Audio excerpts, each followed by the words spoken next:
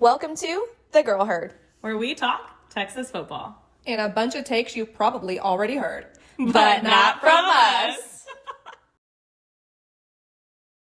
Yeah. We are back. Just got a win in good old Kyle Field. I don't know about y'all, but I feel like I still have this little grin smirk on my face, like nanny nanny boo boo. Like y'all thought you were gonna win. Joke's on you. I mean, I jumped out of bed. I wasn't even mad about coming back to work after the break. With a win, you got the wind in your sails with the win, if you will. Like I feel great. It's awesome. I mean, you guys know how I felt about this game all season long. And anyone that's listened to this pod. So yeah, I mean, I love it. Obviously, I also had a great weekend with family and friends going, and they feel a little bit differently because the majority of them are A&M fans, but love it for us, and I'm pumped that it's our 11th road win, y'all. 11 straight Yes. road wins. Go us. And now we're about to go on the road again. I can't wait. Like my whole industry in the construction industry, everyone and their mom is from A&M. And for the next 2 weeks, I have like holiday parties, and I can't wait for this to be the topic of conversation. I'm like, oh, they were that time. Mish, I know like you were the one that got to go to the game. Like, give us a rundown. Tell us about your experience. Yeah, I mean, it was great. Of course, we've all talked about how was the intro versus ours and like different things like that. I had amazing friends that had a great tailgate setup. Aggie tailgates are like very spread out, so that's the thing. Cell phones were pretty much not working at all. So shout out to CDC that has helped our cell phone service around DKR, and in DKR. But yeah, we had a great time tailgating, got to go to the game. The atmosphere was amazing. There was a lot more burnt orange that you saw in person than you can see when you watch it on TV with all of the towels. So this goes back to us talking about like doing palms and getting wild in our atmosphere, because it is a force that's still true. They came through. Which somebody commented on our Twitter saying that we should not be promoting the Palms because it's like copying other SEC schools. But I'm like, I thought pom poms were just like, I didn't think the SEC made that up. Just need to throw that out there.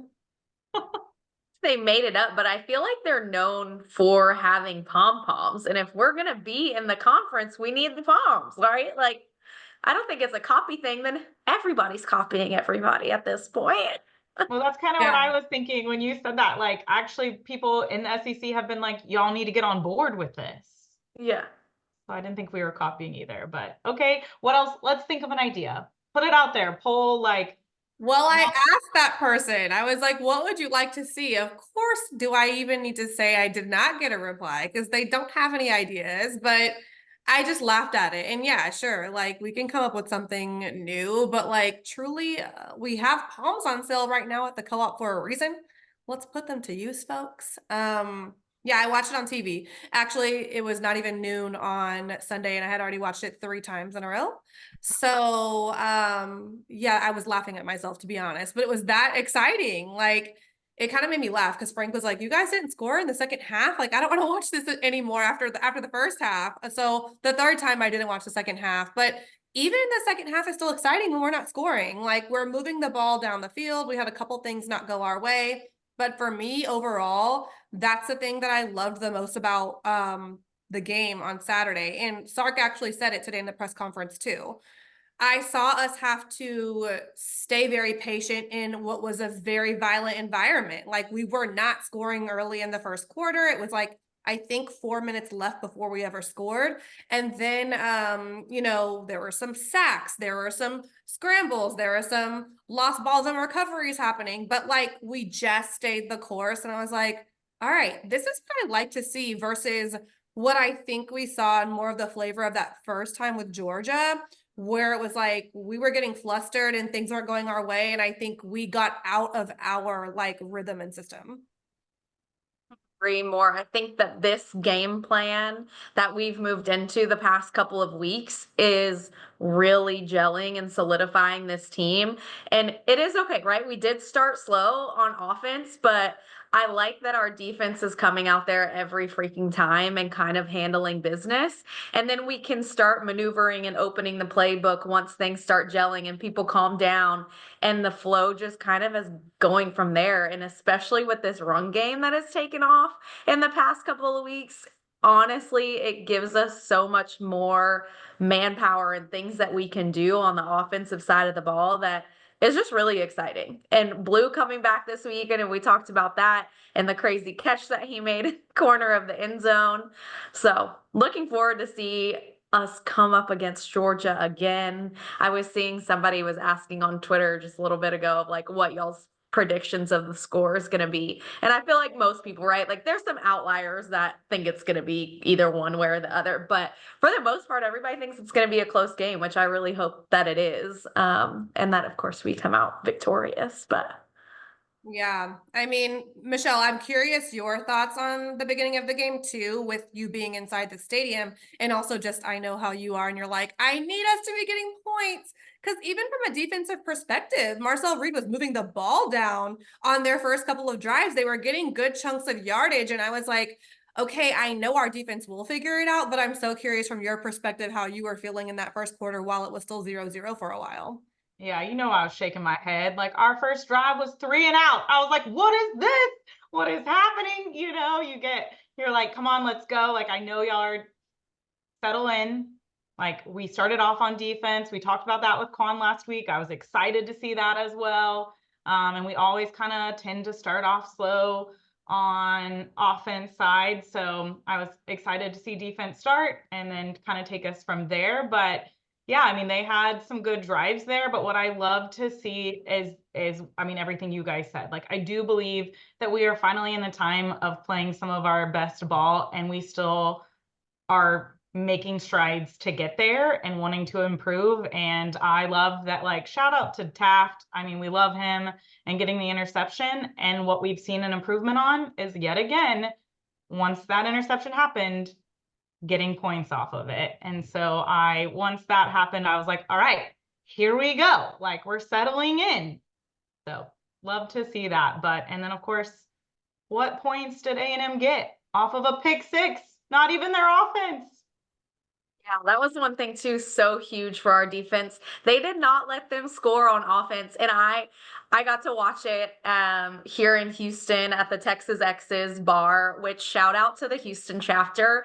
It was unreal how packed that this bar was and how many times they played the fight song and all the things. Everybody was just like in it. There was burnt orange everywhere, which I loved. But I also liked hearing Kirk actually finally give our defense the credit, right? And he even said, he was like, everybody says the Texas defense, but then follows it up, but they haven't played anybody. And he was like, this is an outstanding national championship #1 like defensive team that we are watching on this field. And I'm like, finally y'all give us the credit, because this defense really is something spectacular. That was the #1. A&M was the #1 in our conference on red zone offense.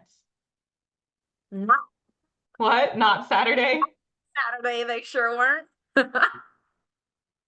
Yeah, which like we did play Georgia, and I think it needs to be said again because I think people take the scoreboard and us losing, but we turned the ball over in our own red zone 3 times. So our defense still was ranked the #1 in the nation after that game. So I don't know, our schedule and all that in the comments all year. It doesn't matter anymore. We're going to the SEC title game, and I think everything is in front of us. We have to win this game, and I think when we do, hopefully that narrative will finally go to bed. And I mean, we all know, and Sark has said it, like there's no question that we didn't play our best game against Georgia. So we've been wanting that rematch. And here we go. Kirby and their quarterback, they were like speaking about Texas.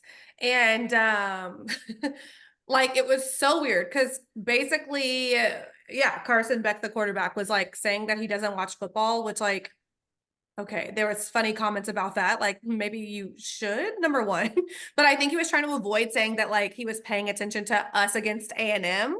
And we all probably know that's a lie. Number one, he probably definitely was paying attention. He did give our defense credit though, but I think him and Kirby are, if you see their body language, you're like, they're like, oh dang, we got to come up against these boys again. I think if they had their choice, they would not choose to play us again for sure. Some comments too from Kirby about how good our team is, essentially, which I feel like he kind of has to say. But at the same time, he notated on some of the changes that have happened and how we've improved since we played them last time. And I'm like, you better put some respect on preparing for us this second time. But, and the things about Beck, he seems like a strange individual too. I don't know if y'all saw this, but they ranked like players and their favorite Thanksgiving sides. And this man was talking about how disgusting macaroni and cheese is. And like, which makes me question you as a human, anyways. I don't know. Maybe it's just not something he eats because it's not healthy. I'm not sure what his regimen is. We were laughing at like Tom Brady eating the turkey leg because he's probably never eaten like anything like or turducken or whatever it was. But anyways, like I mean, I actually haven't seen what Kirby or Beck has said, but I mean, I'm excited to play them again. And I think we're going to be better this time around. And hey, they went into 8 overtimes. So I hope maybe they're a little tired. It's wild. Like, that's wild. I mean, I was tired. I didn't watch it. I saw that Georgia tied it up in regulation, and I knew what that meant. Usually, underdogs were going to lose in that situation. So I said, good night to all. I will see you all later on. Got to get some rest for my own game. But speaking about getting ready for Georgia, people were asking, are they going to put the Arch package in for that game? So what are y'all's thoughts on how we utilized Arch during the A&M game? And do you think that's going to be repeated, or what do you think, what would you like to see rather? Would love to see it utilized again. And even giving him a little bit more flexibility, right? I don't want it to be every time that he comes in, they know we're about to run the like do a quarterback run type of play. So let's give him something to freak out about, right? Like I want that defense to be guessing of like who's going to be in, what are they going to do, what kind of like type of play do we need to be prepared for? Because also the energy that Arch brings on that field and the way that he ignites the team, like I don't know if y'all saw or me since you rewatched it, how freaking pumped he was and like the little stank face that he was making after he scored that touchdown was the most precious thing I've ever seen. And everybody just like gravitates towards him. So I would love to see it. I mean, hey, getting thrown in there, like everyone was like, wait, that's Arch. Like, I mean, it kind of came out of, I mean, when you're watching the game live, like it just happened out of nowhere all of a sudden. And he goes in and he gets that touchdown, and you just love to see it. Like everyone was like, what happens if Arch has to play the full game and Kyle Field, and how is it gonna be? He said, let me show y'all. I'm gonna come in, I'm gonna make a touchdown immediately. So Sark talked about it a little bit as well, of like, because people asked him like, was that different because Quinn was hurt? And he said, we've been working on this package essentially like all year long, and like it's gotten better and better, and Arch has gotten more reps since Quinn was hurt. And so hey, I mean, the three of us have been talking about it a while. We love to see a package duo QB situation, and hey, what better than Quinn Ewers and Arch Manning? Like, let's go. And now teams have to prepare for both. Yeah. I mean, it was super key for me to see that because it's like what I've been grappling with all year as we were watching the game. I like yelled towards Frank. I was like, see, like we could have been doing this all season. And I asked him, I was like, why do you think we haven't? And he just said, maybe Arch wasn't ready. And so maybe that's what it was, what Sark said. They've just been practicing and developing it, and it happened to now work to our advantage to where it's good enough to put it in. Angie, my thoughts are like yours. I think we're going to put him in the game, and I don't think we're going to really lend ourselves back to the run, especially because last time Georgia's blitz was so good. So I don't know about us doing rush with him, but I'd love for us to put him in, decoy a few times, and then go back to him again. And let's try some deep balls and see how that goes. That's kind of what I want to see in the Georgia game. But man, his touchdown, the athleticism and the replay, because it was something that they had to review. You see him going down that line and the leg strength, and like he's just like bowing straight into that guy. I was like, all right, I like this. I like this a lot. I couldn't agree more. And like we have the weapons, let's freaking use them. Let's make people pay like for the talent that we have on this freaking roster because it's endless, right? Like, why not?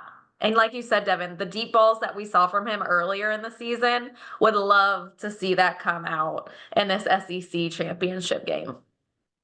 Yeah, I mean, I would like to hope that we've seen that before, that like throwing in a quarterback just to do one thing, we know that they're just going to start figuring that out. So the amazing thing is like even against A&M, you saw Quinn do a few runs, right? So, and we know that Arch can do both. So I would like to hope that we get our concerns squashed there and see it in both. But yeah, like, it's exciting. We're in exciting times. We have so many weapons, like the number of, I love seeing our running backs go and, catch the ball, be wide receiver, basically like switch in and out. Or we've seen like trick plays where they pass it back. It would be cool that too, if Arch and Quinn were both in and you could see some trick plays there. I can see all sorts of things, but I mean, Sark can see way more than I can. So I love it.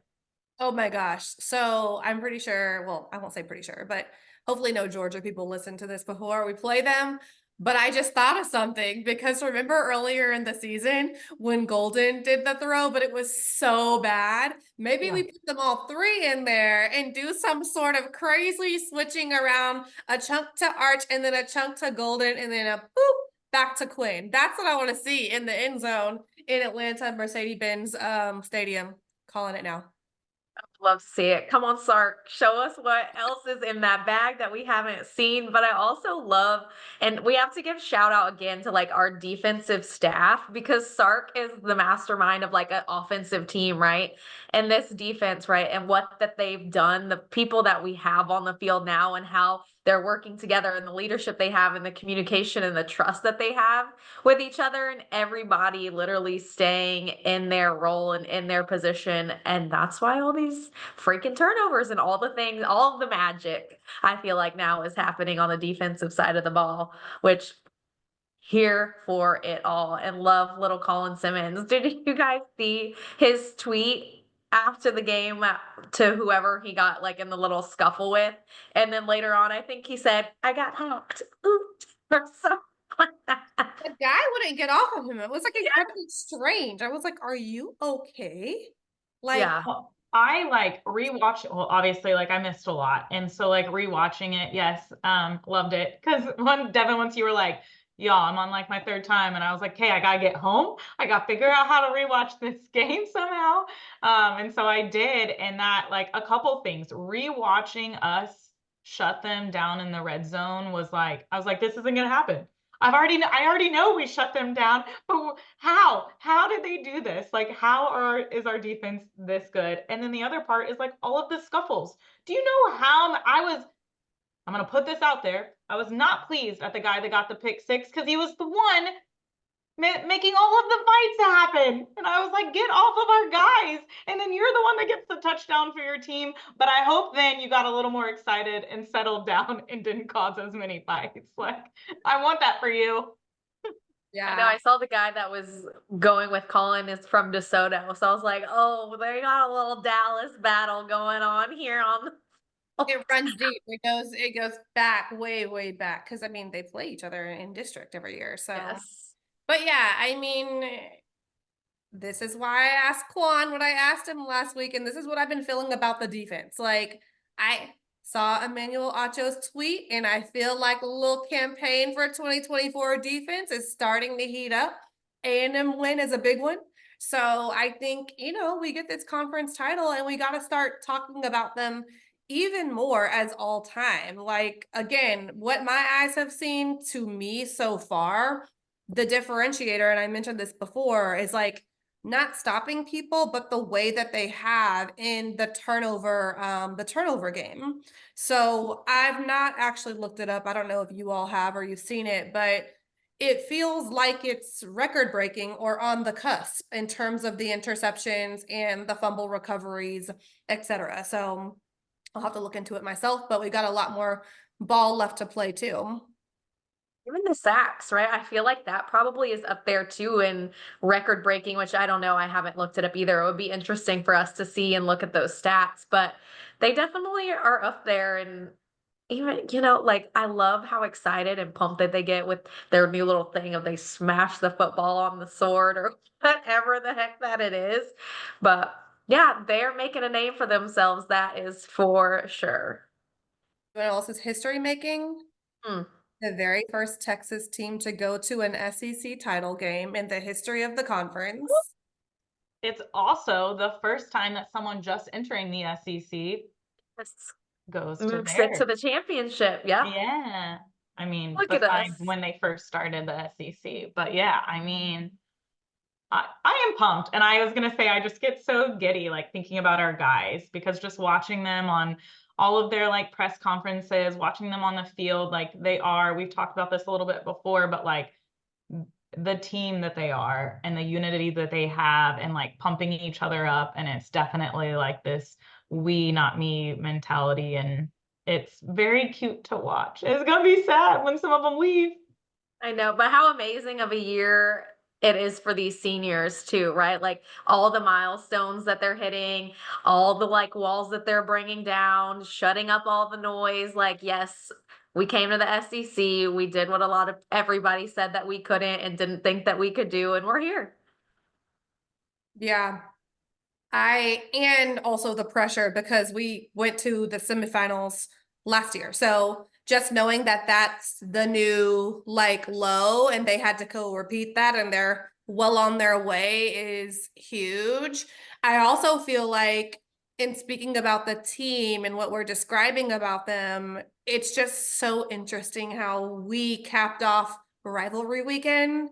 And all I saw all weekend was crazy Ohio State and Michigan and Arizona State mascot fighting the AU one or UA one, which I think that was a joke, but like all of the teams were like getting into it. And so after our game, literally our players were headed towards that Aggie logo, and Sark said, absolutely Oh, not, yeah. and shut it down. And, not to speak about other coaches, but like it was a little bit embarrassing to see the Ohio State coach Ryan Day just like sit there while his players like went off because the Michigan players were trying to like play at their flag. So yeah, I think it lends itself to like these men that Sark is developing and everything about our program from top to bottom. And it matters, right? Like the little stuff at this point is going to matter.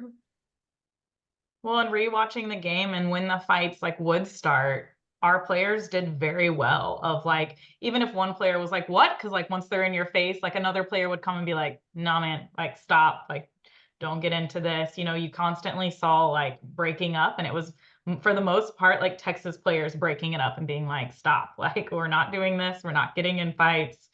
And I think, yeah, I think that says a lot. And that likely helps with like all of the emotions and feelings behind it and keeping us at bay and calm as well. And like, doesn't need to be that. Just play your good ball. What did Quan say? You don't need to do all that nonsense. Just win. No, that's kind of what the Michigan running back Mullins said. He's like, we have 60 minutes to literally fight it out on the field. Like, do Yeah. it then, right? But like you said, I feel like that had to have been a conversation that was harped on all week with them because even right when Golden was like body slammed in the end zone, I expected a reaction out because that was honestly ridiculous. And he just like, boop, like hopped up, like, okay, let me run. to the line of scrimmage for the next play, like unfazed about it. Like I'm not about to let them get into my mental. And Sark has talked about that all year. Like we'll figure out what is it this week we need to do. Is it a mental? Is it emotional? Is it skill? What is it that we have to focus on? And I think that was probably a huge part of it going into rivalry week because, like y'all said, there were fights probably in every game that I saw. Even leading up to the game, they were showing clips of one of our coaches and an A&M coach that were like kind of getting into it pregame. I was like, oh man, like what's about to happen? But the way that they handled it was truly impressive.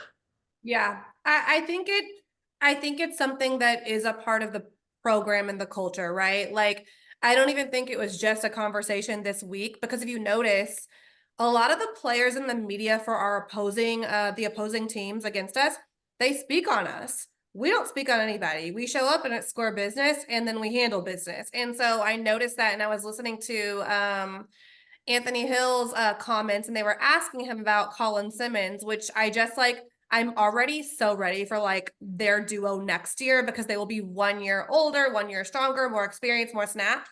And he was talking about Colin getting more playing time and like how he had to wait his turn and get developed and how he remembered doing that. And he told Colin like not to do too much, just to stay in his lane and do his assignment. And how one time he did too much last year against Wyoming. And he's like, yeah, I made a mistake and they got an 80-yard touchdown. Like even the humility of bringing that back up from a year ago, and some people probably didn't even know that happened. I was like, yeah, Sark's got these boys a little different this time. And I love to see it. Like, I just love our team.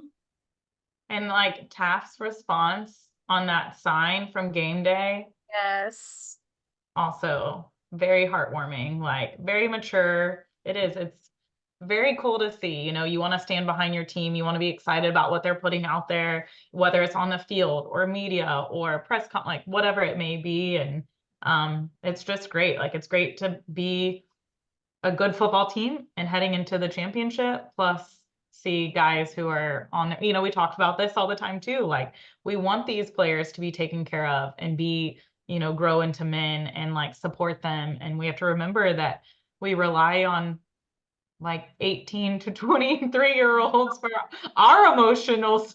No, I'm just kidding. But it's great to see that like they're doing well and being coached and the culture that is there today.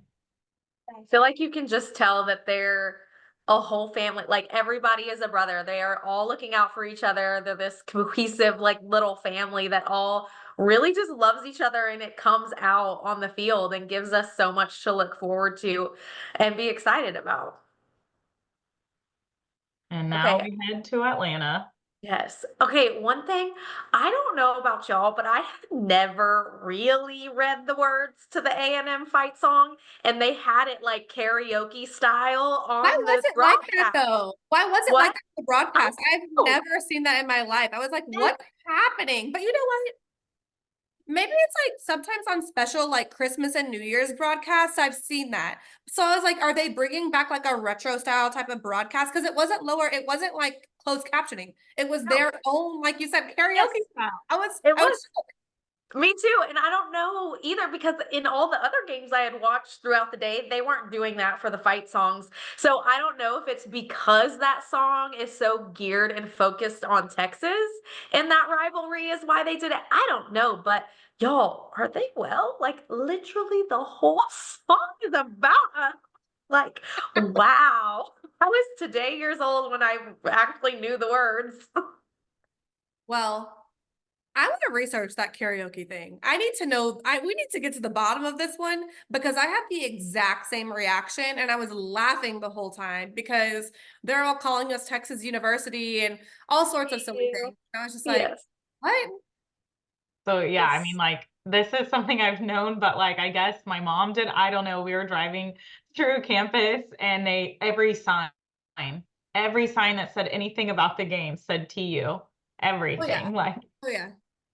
and so I was like trying to explain it because somebody else like also was there who didn't go to either school and was like, why is this everywhere? And I was like, well, let me tell you about a little story about how you would never meet an Aggie that says UT. Like, They're so obsessed with us, like we said last week.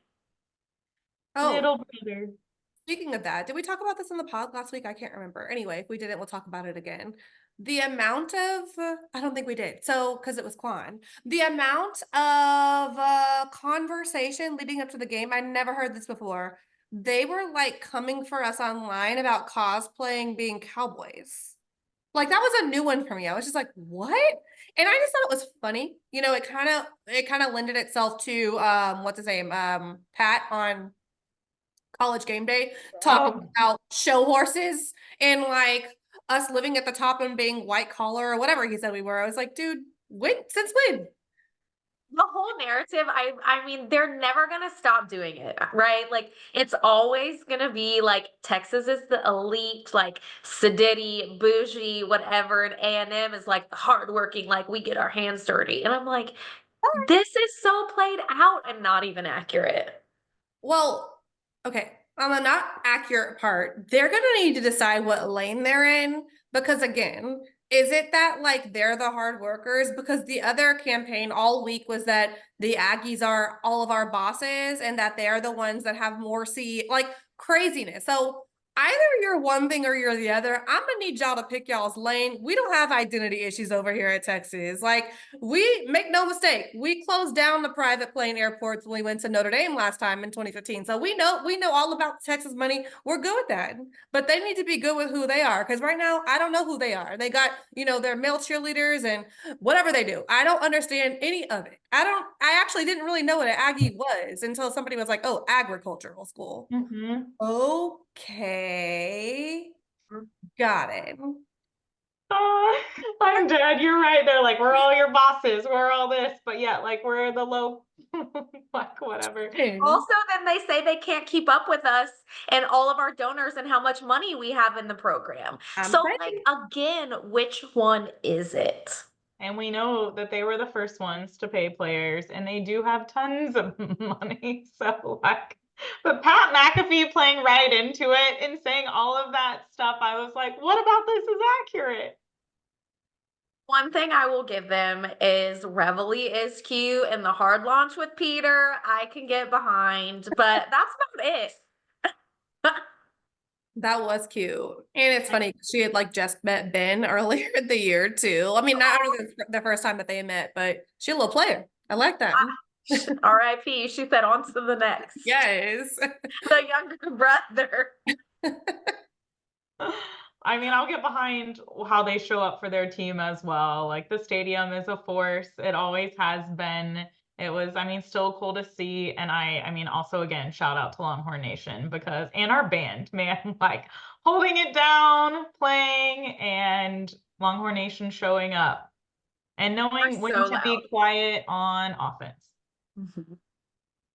Yeah, which I mentioned in text message to you all, but they got a false start. And I think it was because it was loud in there for even them, which that's like the joke that everyone's from Texas is saying, oh, A&M's environment's so tough that even the Aggies can't win in there. So it's been like funny, but yeah, I mean, all the Texas people have been saying like their intro, it's super dope. There's no denying it. I mean, sorry for them. I wish that their team matched their vibe. That's their problem. I got my own problems to deal with. But Michelle, did you stay in the stadium after? Because they were saying that our band played swag surf. And They so did. I took a video of it. I Because saw, we love Jaden, the drum major. But yeah, yes. Well, I saw a band member. I mean, they said they were a band member, and I believe them based off of how they replied to a tweet online. But they were like, oh, yeah, we decided to play one song. We call it our fifth quarter. Like sometimes after a game, we stay in. And she was like, at A&M, we only did the one song, but usually they'll have like multiple, which I guess is what we probably experience more so at like Bama and Michigan. I don't know if they had songs that weren't our school songs. They did. I think they played some extra stuff. I can't remember what it was though. I can't either. yeah, I'm trying to remember. I don't know, We but were it was. dancing in there. That's all I remember. It was fun, but I don't know what they were playing. We're always dancing, and they're always such a vibe. And there was, I mean, at the end, there were so many Longhorns still left, and like right around the band, and so I think they were just like, let's give them something, hang That's out. so cute. Okay, one thing I just remembered that I want to see more of for the Georgia game, it was the play where Gunnar Helm like hurdled the Aggie defender, but the way that Quinn, Lord, that defensive player into him, like, I'm gonna make you pick whether you're gonna come after me or you're gonna stay on Gunner. And boy, did he pick wrong. And that is really what I want to see more of from Quinn, is that leadership. You are the vet, right? Like, you know how to do these things. Like, I want to see more of it, and as far as you confusing the defense and drawing them to you to create opportunities for some of these other players. Yeah. I mean, I think that with Quinn, sometimes you forget who you are. So like do a little bit of that. And you're right. Like I love that game for Quinn so much because I think he like don't know who got in his head or if he got in his own head, but it's like you are the most tenured quarterback that's in this conference. Let's act like it. And he did because he really controlled the game, Angie, with plays like the one that you just mentioned, and the maturity showed even on the mistakes, even on the plays that didn't go our way that weren't his fault necessarily. He did not let that get in the way. We stayed the course. And so I just have a lot more confidence and I'm feeling a lot better than I did, say, 2, 3 games ago whenever we were doing our recaps. Yeah, and I've been thinking about it a lot. Like we talk about like him and how he keeps his emotions at bay and he's calm. And I think in all honesty, like, yes, like there's times when you're like, come on, Quinn, I want you to like feel a type of way. But and on my flip side, I think like this is how it helps, right? Like this is where it plays a role where he doesn't get in his own head and he doesn't get or let it like be outward showing. He still feels it, he still like gets mad and wants to fix things or this, that, and the other. But he is able to like tame them and turn back around, and like seeing the team kind of follow that now is what I love to see as well, because there were things that happened where like someone tried to ask like, hey, Quinn tends to get tipped balls in our red zone, like is there something he's doing or whatever, and Sark just was like, it's defense, like we teach our guys to do it, like it's just happens to be the way it happened, and sometimes it's football and that happens, right? So I loved the way he answered that and like talked about it. And it is true that like it was unfortunate and it happened and it went a different direction. But yeah, like seeing him own other plays, and there was all sorts of talk about Gunnar Helm hurdling the guy, and you're like, love to see it. Like there were several plays. I mean, we had wide receivers that had amazing catches as well. Saw them like Golden, like shout out to him, and like Quinn literally right in. Like it was beautiful to see. So, they're playing again some amazing ball. We've talked about our weapons, and I'm excited to see what they're going to bring to this next game, because we know it needs to be a change from before. And give me a little bit more of Isaiah Bond.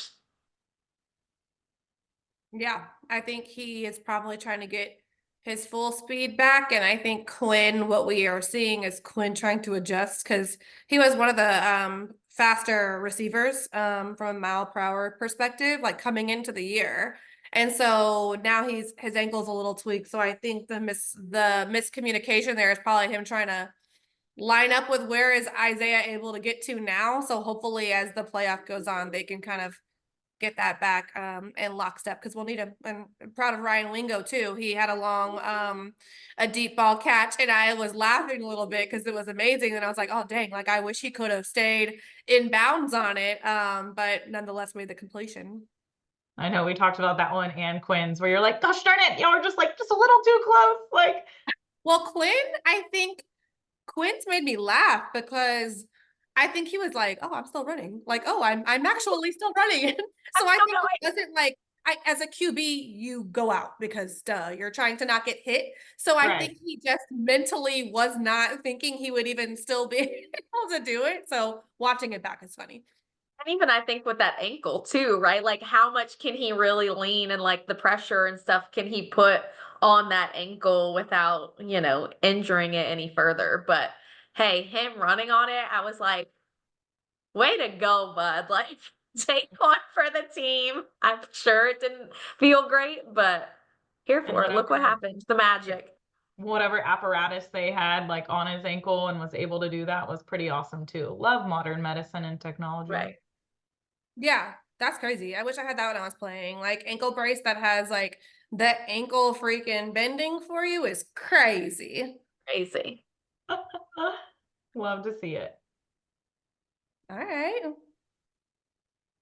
All right. Well, here we go. Off to Atlanta we go too. We're Here ready. we come. ATL. Woo! Hard in the building. See y'all there.